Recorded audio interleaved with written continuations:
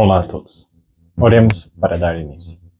Senhor Deus e Pai, muito obrigado pela Tua Palavra. Pedimos o entendimento que Tua Palavra esteja em nossos corações para nós não pecarmos contra Ti.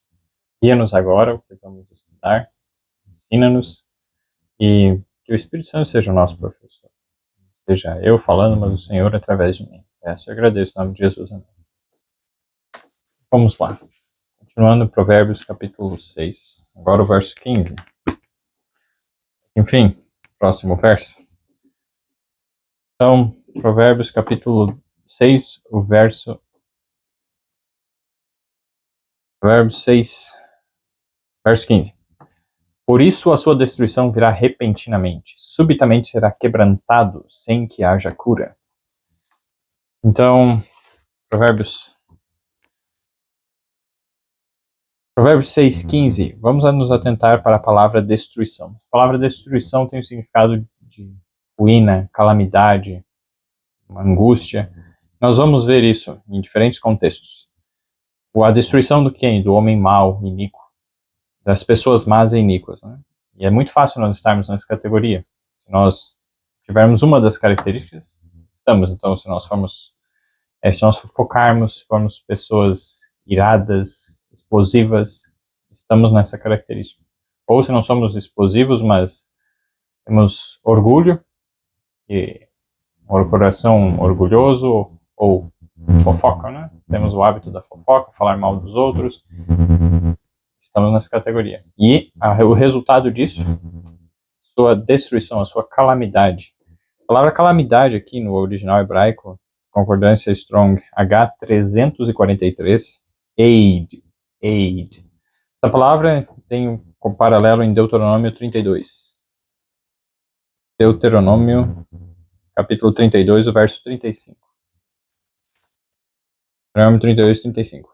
Deus falando, minha é a vingança e a recompensa ao tempo que resvalar o seu pé. Porque o dia da sua ruína, essa palavra ruína é a mesma palavra lá, como destruição ou calamidade. Sua ruína está próximo, o dia, né? E as coisas que lhes hão de suceder se apressam a chegar. Então, quando nós vamos analisando esse contexto de calamidade, Deus ele coloca que está relacionado com a vingança, a recompensa das obras más. Aqueles que fazem o mal muitas vezes aqui na Terra não são punidos e podemos ficar pensando, onde está a justiça de Deus? Mas Deus está dizendo que vai chegar, e quando chegar vai ser rápido, é isso que nós vamos ver. Antes de tudo, esse é um dos outros textos, mais um texto que fala a respeito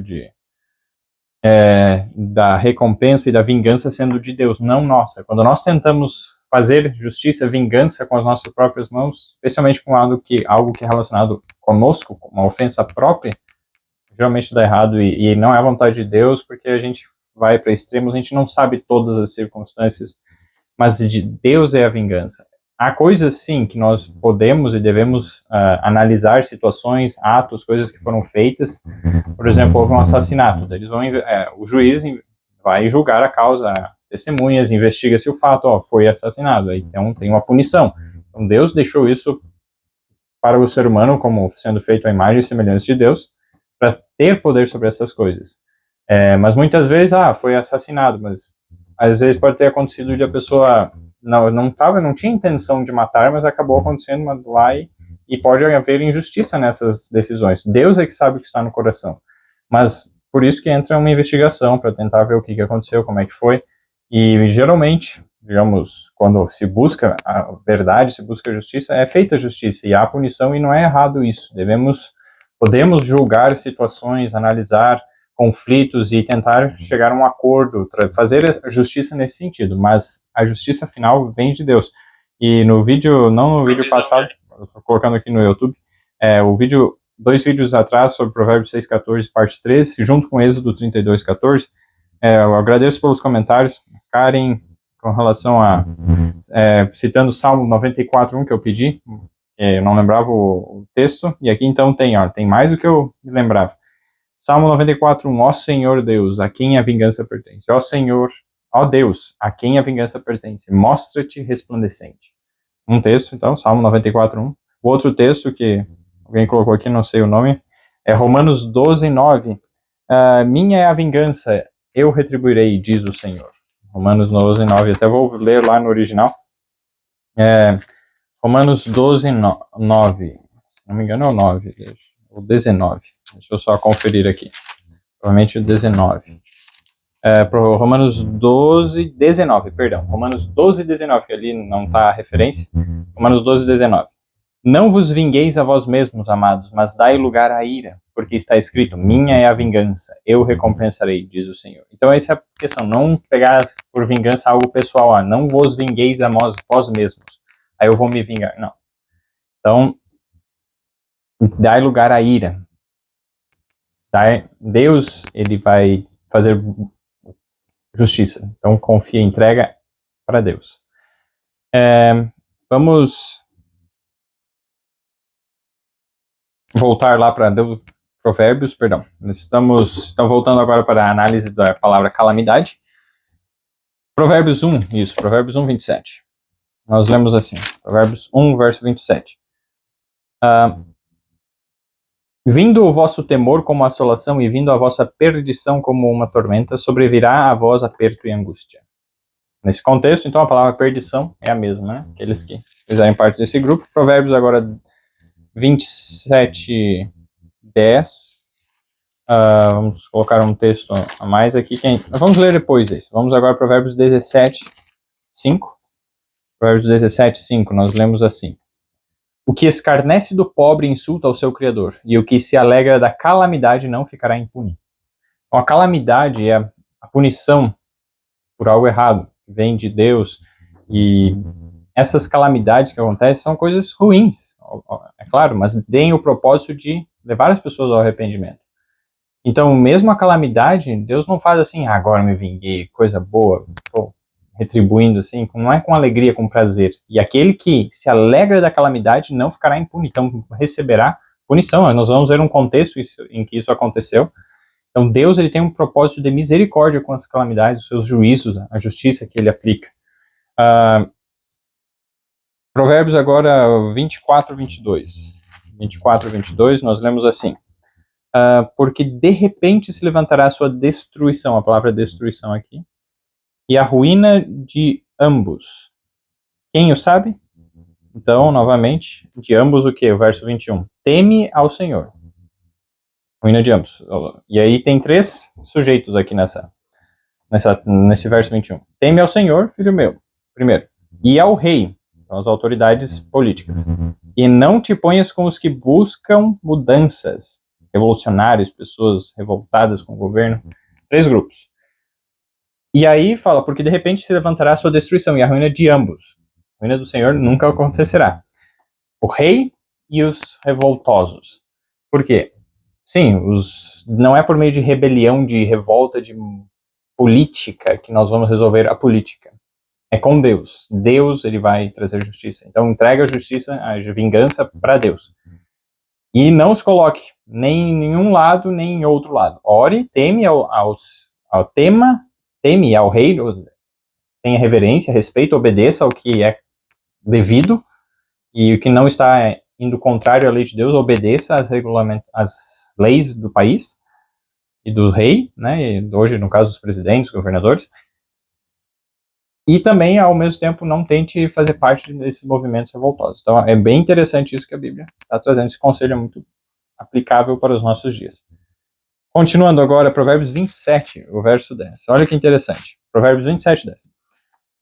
Não deixes o teu amigo, nem o amigo de teu pai. Então devemos confirmar, consolidar as amizades. Não deixar, né? Nem entres na casa de teu irmão no dia da tua adversidade. Interessante. Então, amigo é alguém próximo. O irmão pode ser mais próximo do que um amigo ou não, mas geralmente os laços familiares são mais próximo. E aí fala, melhor é o vizinho perto do que o irmão longe. Olha só que interessante. Não devemos entrar na casa do teu irmão no dia da tua adversidade. Da minha adversidade, eu olhei assim no original, é exatamente isso. Digamos, eu estou passando por adversidade. E a palavra de adversidade é a mesma de calamidade, ruína, algumas vezes destruição, ou um juízo de Deus, essa calamidade. Então essa adversidade, muitas vezes nós passamos, é resultado dos nossos pecados e é um juízo de Deus para o nosso benefício. Mas aqui está dizendo que não devemos entrar na casa do nosso irmão, alguém que seja muito próximo de nós, no dia da nossa calamidade, adversidade, porque Deus sabe que isso não vai ser bom. Geralmente, pessoas muito próximas, a gente se abre bastante, a gente fala e tal, e é muito fácil a gente reclamar, e aí a gente vai levar uma sombra, a gente vai levar sentimentos ruins, palavras ruins para a casa do irmão. E isso pode, não só pode, isso afasta. Uma pessoa que vai lá e fica só reclamando, e a gente não se sente bem, então isso acaba causando problemas. E aí fala, melhor é o vizinho perto do que o irmão longe. Então, assim, o vizinho é alguém que você pode, geralmente, somos chamados, né, a ter um bom relacionamento com o vizinho, mas não é aquela pessoa que você se abre e conta tudo e tal. É um vizinho assim. Então, é melhor você ter alguém que você tem uma certa relacionamento, você pode contar com alguém, um vizinho ali perto, mesmo, digamos, num dia da tua adversidade, e que não vai ter o perigo de você chegar e contar tudo. E o irmão longe, é alguém que vai te ajudar, mas longe não é o melhor, ter alguém que não é tão próximo, mas esteja perto, que pode te ajudar quando necessário, que é uma companhia ali, do que alguém que pode ajudar mais longe. Mas não ir no dia da adversidade, porque a gente não vai poder ajudar alguém se a gente está passando adversidade e vai. As adversidades, as calamidades vêm para que nós nos arrependamos. Isso é algo que nós devemos fazer perante Deus. Deus não quer que a gente passe por esse processo, incluindo outras pessoas, no sentido da compartilhar a miséria. Eu estou passando uma miséria, vem aqui, sofre junto comigo, vamos lá, por favor. Não. Então, pedir orações, tudo bem, isso, né? Tudo bem, mas interessante esse aspecto. Então, nos arrependermos, o se arrepender e se humilhar é perante Deus. Não tentemos achar auxílio ou fazer nos desviar de Deus para obter ajuda em alguém. Interessante esse aspecto. Então vamos lá. Provérbios agora, não, Provérbios não, já foi. Jeremias 48:16, vamos lá. Jeremias, vamos lá. Onde que está? Perdão, aí estou... Jeremias capítulo 48, verso 16. Aqui fala novamente, né, a palavra calamidade, Eid, H 343, 48:16. Está prestes a vir a calamidade de Moabe, e apressa-se muito a sua aflição. Então aqui a palavra aflição colocada como um sinônimo, né? Deus traz essa conexão. Então, passar por aflições e adversidades, Moabe fez muita coisa errada e Deus permitiu essas calamidades a virem. Algumas vezes Deus diretamente fez, outras vezes Deus tira sua proteção e aí outros vêm e fazem a obra, né, de justiça, os juízos, traz os juízos de Deus, Deus age dessas maneiras. E agora vamos para Obadias. Obadias.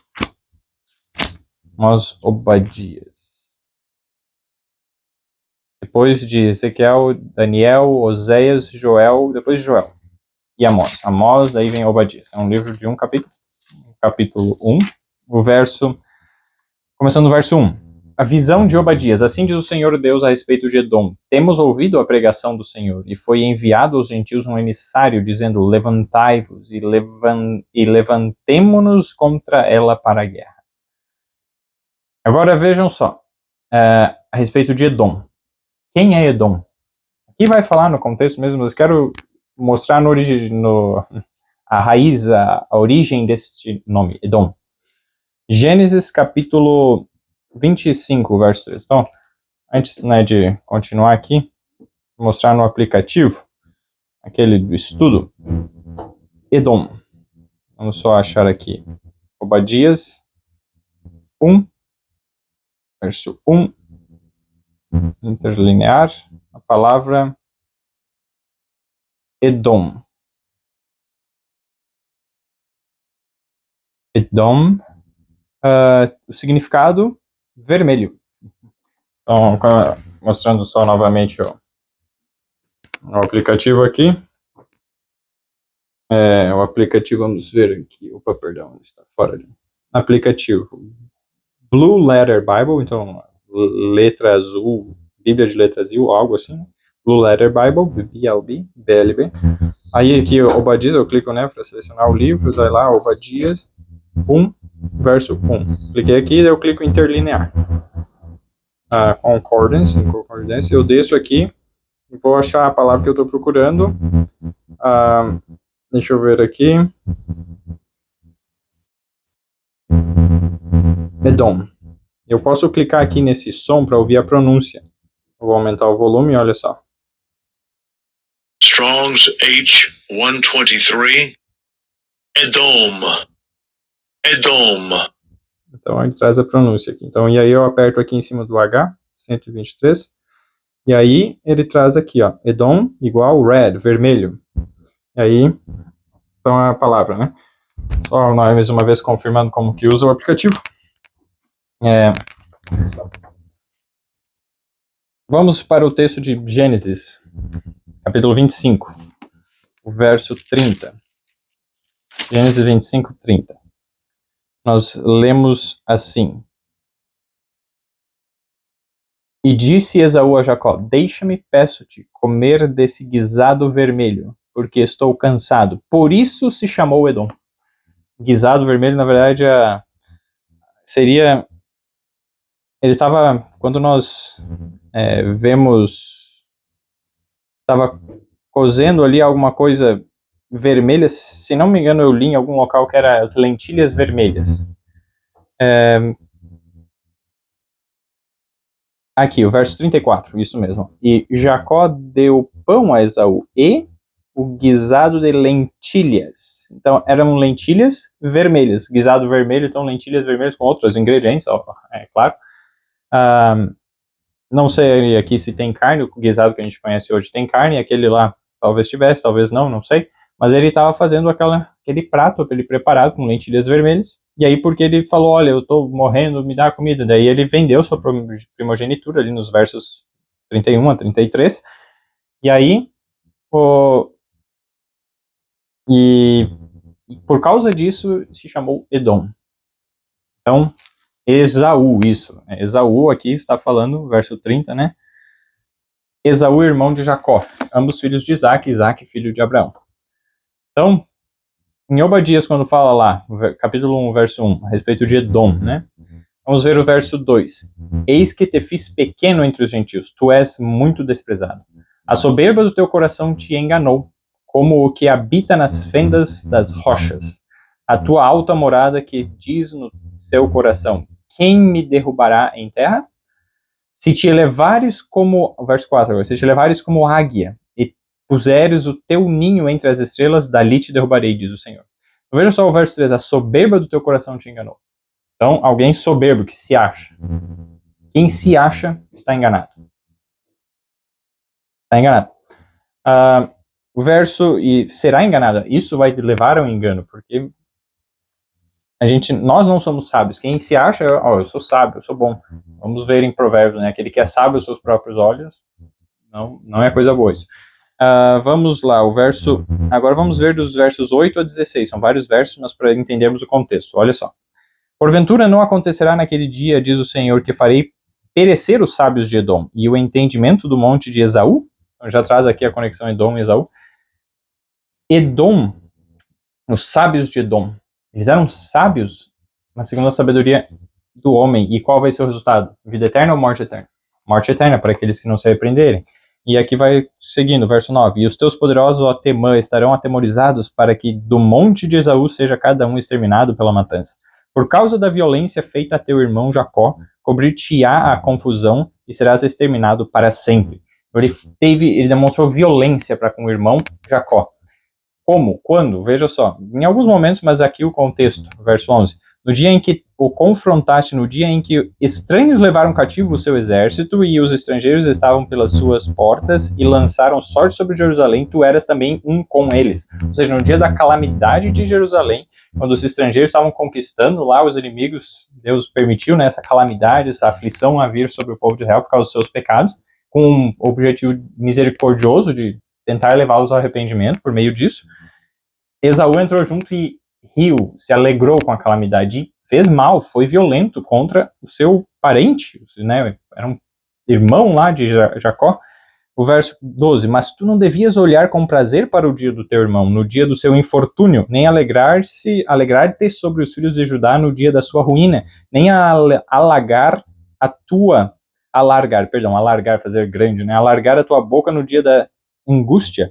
Verso 13, nem entrar pela porta do meu povo no dia da sua calamidade. Ó, calamidade é a mesma palavra lá. E aparece 3 vezes nesse verso 13 aqui, ó, na sua calamidade. Sim, não devias olhar satisfeito para o seu mal no dia da sua calamidade, nem lançar mão dos seus bens no dia da sua calamidade. Quando esse mal, essas coisas ruins aconteceram com o povo de Israel, em Jerusalém, lá ele não deveria ter olhado com alegria, com satisfeito, né, e se aproveitar, né, da situação para obter bens. Verso 14, nem parar nas encruzilhadas para exterminares os que escapassem, nem entregar os que lhe restassem no dia da angústia. Verso 15, porque o dia do Senhor está perto, sobre todos os gentios, como tu fizeste, assim se fará contigo, e a tua recompensa voltará sobre a tua cabeça. Deus vai fazer essa vingança, esse juízo. Aqui é o que está escrito. Verso 16, porque como vós bebestes no meu santo monte, assim beberão também de contínuo todos os gentios, beberão e sorverão, e serão como se nunca tivessem sido. Esse verso é muito interessante, porque, vamos parar aqui o verso 16. Aqueles que rejeitarem a Deus e demonstrarem esse comportamento, não se humilharem, mas forem soberbos, arrogantes, e quebrarem as leis de Deus e não aceitarem a salvação em Jesus, aqui era numa época de promessa, né, mas hoje nós numa época de certeza, porque Jesus veio, eles serão como se nunca tivessem sido. Isso quer dizer que não vão ficar queimando para sempre. Haverá um momento em que eles serão exterminados, destruídos. E é isso que nós estamos vendo lá em Provérbios. A sua destruição virá repentinamente. Se Deus quiser, no próximo capítulo nós vamos entender um pouco melhor essa questão repentinamente. Vamos orar para encerrar. Senhor Deus e Pai, muito obrigado pela Tua palavra. Guia-nos a entender melhor, entender mais os Teus caminhos e ajuda-nos a andar e a seguir os ensinamentos que hoje aprendemos aqui. Peço Teu Espírito a continuar com cada um de nós e agradeço em nome de Jesus. Amém. Deus abençoe a cada um.